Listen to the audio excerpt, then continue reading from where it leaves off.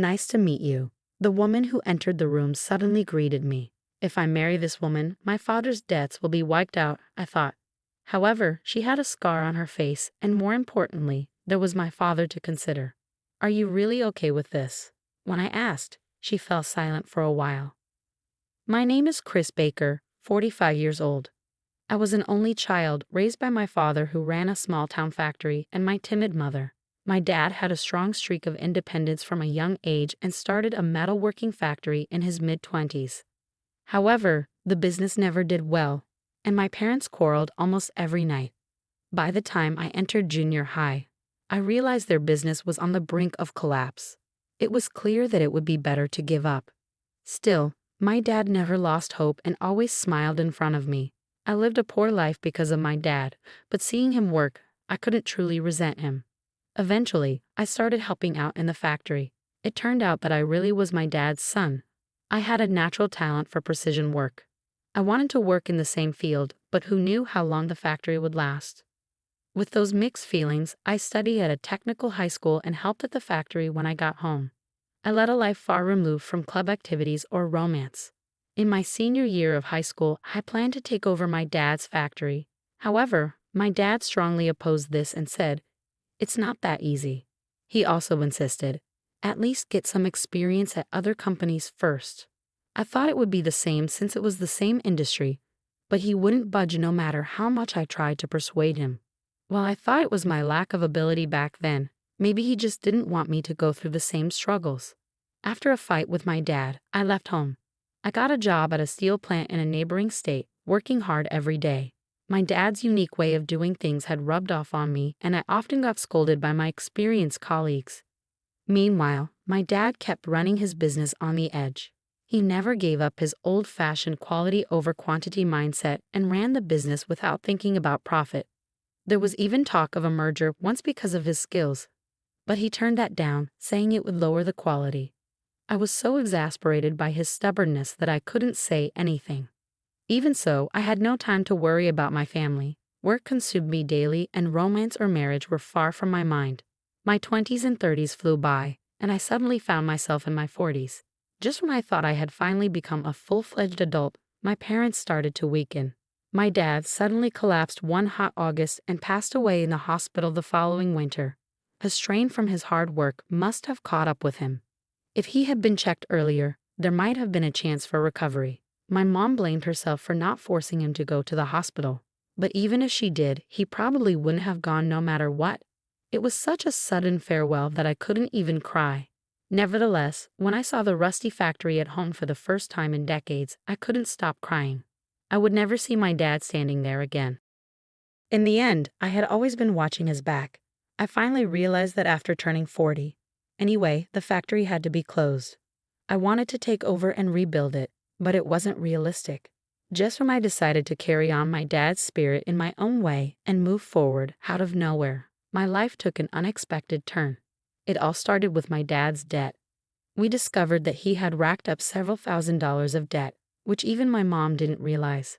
The money was borrowed from a factory owner he had known for years, Mr. Adams. Mr. Adams used to play with me a few times when I was a kid. He and my dad frequently visited each other's factories and had quite a close relationship. Mr. Adams switched to mass production early on and quickly flourished. Now his factory is one of the most prominent in town. About a month after my dad's funeral, Mr. Adams called me over. It was surely about the debt. I thought if I paid it back little by little, I might be able to clear it while I'm still alive. Although I didn't know how to apologize, I headed to see him. However, what I heard there was shocking. "We'll take over your father's factory and clear the debt," Mr. Adams declared. I thought it was a joke, but he continued, "In return, I'd like you to marry my daughter." I thought I was dreaming, but he was dead serious. Mr. Adams has only one daughter. She was 32 and single at the time, working in his company's office. She had never been married and had no children. He simply said, "I want her to settle down soon. If I marry her, the debt will be gone. Besides, though our factory will be absorbed, the machinery and skills will be preserved. However, if I refuse the marriage, it all goes away." I was bewildered and bombarded him with questions. "Well, I don't have much experience with relationships," I stammered. I blurted it out before I could even feel embarrassed. Neither does my daughter. Just meet her once, he calmly said. That night, I was invited to Mr. Adams' house, waiting in a room for his daughter to arrive. When the door opened, I gasped. She had a large burn scar on her face, with the skin color differing on each side, making it clear that something had happened. I understood why Mr. Adams wanted me to marry her to clear the debt. It was probably hard for her to find marriage prospects because of the scar. What hurt me the most was that she accepted such a terrible arrangement. My name is Lisa Adams. Nice to meet you. Lisa greeted me politely. She didn't seem to have any intention of opposing her father's wishes. When I couldn't say anything out of confusion, she said, I've heard the situation from my father. If you're okay with it, I don't mind. She spoke matter-of-factly. She got the scar as a child when she snuck into the factory to play and got burned. From my perspective, the arrangement seemed beneficial. The debt would be cleared, the factory would remain, and I would get married. However, there was no benefit for Lisa. We stared at each other in silence for a while. All I could think about was my dad, who had left me with an impossible situation. Even if I wanted to hate him, I couldn't. Maybe that was the only thing Lisa and I had in common. Are you really okay with this? I asked, looking into her eyes. The silence continued, and soon tears welled up in her eyes. Eventually, she started crying like a child and murmured, I can't accept this. She had been just forcing herself to accept it. Then let's call this off, I suggested. I can handle the debt and the factory on my own. I can't drag her into this, I said to myself. However, Lisa stopped me, wiping her tears. No, I have to do something, she insisted, showing concern for me. I thought harder than I ever had in my life and then came to a conclusion. Lisa, I have an idea if it's okay with you. I shared my idea with her, and she nodded slightly. I told Mr. Adams, I would like to marry your daughter, but could we have a bit of a courtship period? You know, we've only just met. That was my answer, and he accepted. I quit my previous job at the steel plant and joined Mr. Adams' company. I also moved into his house as Lisa's fiancé. That meant the debt was, of course, cleared, and our factory was absorbed. I began modifying the techniques my dad had protected for mass production. I worked tirelessly every day. Mr. Adams let me work freely as long as I could make a profit. I continued to study my dad's notes, experimenting and learning. I came to realize how delicate and brilliant my dad's techniques were despite how pathetic he had seemed. When I came home, Lisa would be there waiting with dinner. Sometimes we'd share meals with Mr. Adams and his family, enjoying warm conversations. I can't wait for the wedding, Mr. Adams would say with a smile, and Lisa and I would smile back. Are you still up? Lisa would ask in our shared bedroom.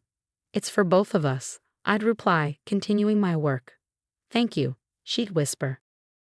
Closing her eyes on my desk, there'd be my work clothes that she had ironed for me. Seeing them always reminded me of my dad and mom. Time flew by, and 3 years passed quickly. One night, we had a rare family dinner with Mr. Adams present. To Chris's incredible achievements, cheers. In those 3 years, I proposed a new production line using my dad's techniques that brought significant profits to the company. If things continued as planned, the debt my dad left would be easily surpassed. Now I can trust Lisa to you even more.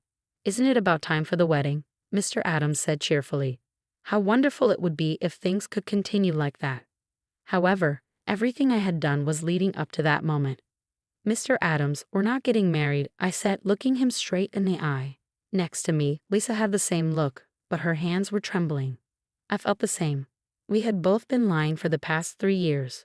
What I had proposed to her at that first meeting was to lie to Mr. Adams about getting married and delay the marriage during the courtship period. During that time, I would make enough profit to cover the debt and carry on my dad's techniques. Once that was achieved, I planned to tell Mr. Adams everything. It was the only way to achieve my goal and give Lisa the freedom to marry whomever she wanted. In those 3 years, I honestly hadn't laid a finger on her.